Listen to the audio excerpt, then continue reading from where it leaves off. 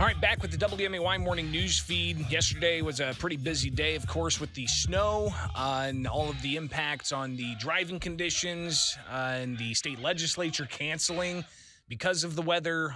The governor delivering his State of the State and budget address in the old state capitol, where he laid out his spending priorities, including a $45.5 billion spend from state resources.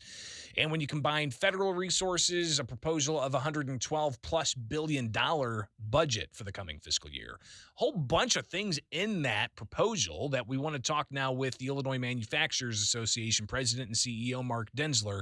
I'm Greg Bishop at 8:24 now. Mark, thanks for taking time with us on the WMAY morning news feed. Let's get right on into it. What did you hear and what did you like? Well, good morning, Greg. I hope you're staying warm and safe. Certainly, it was a very positive, optimistic budget from the governor, probably the most positive budget address that Capitol watchers have seen in Illinois in some time. And there's no doubt that it was given with an eye toward the November election. But, certainly Illinois has made some fiscal advances. There's no doubt about that. And that's been buttressed by a lot of federal aid that's come into the state. But we were particularly pleased to see the governor's focus on education and workforce development, in particular, focus on manufacturing jobs today.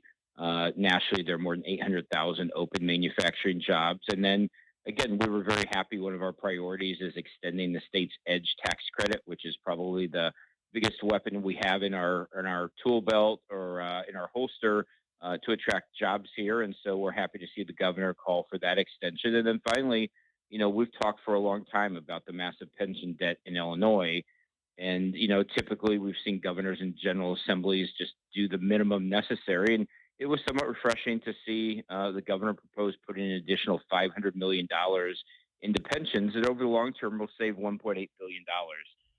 So, again, a lot of optimism, a lot of rosiness in the speech, but now we'll get into the sausage making, so to speak, and see what the General Assembly does with the budget document. So lawmakers definitely are going to have their hands full with the governor laying out his priorities there in yesterday's budget address. Again, $45.5 billion of state spending. And he's looking at some of these tax relief proposals.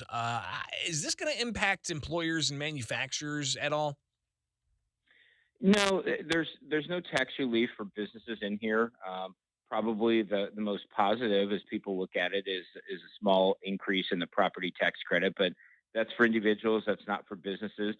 There is some concern that's been voiced by organized labor and some in the business community about the use of not increasing the gas tax or not adding the CPI kicker, what that could do to capital infrastructure projects. But in our discussions with the governor's office, they believe that revenue is coming in and it's not going to have an impact. But there's really no tax relief for the employer community. And of course, last year, as you recall, the governor and Democrats in the General Assembly eliminated several tax incentives that actually foisted about $700 million in higher costs onto the business community. But we're not sharing in any tax relief this year.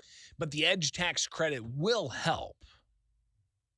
It will. The EDGE credit certainly is a very positive statement from the governor. He wants to extend that. That's what we used oftentimes to attract new companies to Illinois, or when companies are looking to expand and grow in Illinois. If they're investing capital and adding jobs, they have the ability to take advantage of the EDGE credit. And it's something that we need to extend in Illinois, so we have something that we could use to attract companies here. We're talking with Mark Denzler, Illinois Manufacturers Association President and CEO, to get his reaction to the governor's budget address. Mark, one thing that I found was interesting was, he talked about how he wants to pay debts. He highlighted the $9.6 billion pension funds that are required, and he's going to give $500 million more on top of that. But one thing he did not mention, despite saying he wants to pay down debt, is that $4.5 billion of the unfunded trust fund for unemployment payments that went out during the pandemic.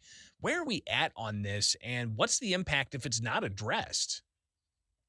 Yeah, and that's a great point. And we're in the process right now of the governor's called an agreed bill process between labor and the business community. And I can't get into specific details, but we are hoping certainly to get something worked out that includes some use of ARPA dollars. The business community has called for using federal dollars for a long time now. 38 states across the country have done that. Illinois is one of only 10 states, I believe, that still have an unemployment insurance debt. But as we've talked previously, there's only two ways generally. And the last time we had a significant debt in the UI system was after the '08, '09 recession.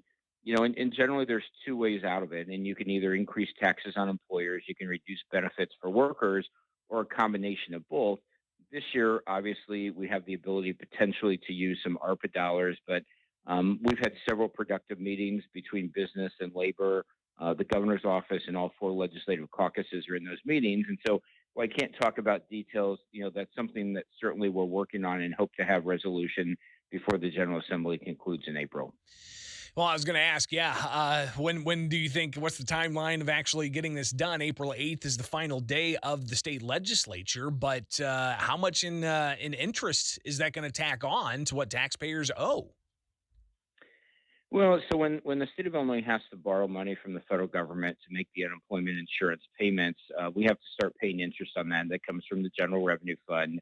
One of the federal stimulus package waived that interest until September 4th of last year, and so I think last year we paid roughly $10 or $15 million in interest payments. And over the course of a year, with $4.5 billion debt, I believe that the interest could amount to about $100 million over the course of 2022 if we don't get something resolved. And so that's certainly, part of the discussion and calculation is everyone's meeting to try to come up with some resolution to resolve the unemployment insurance debt issue.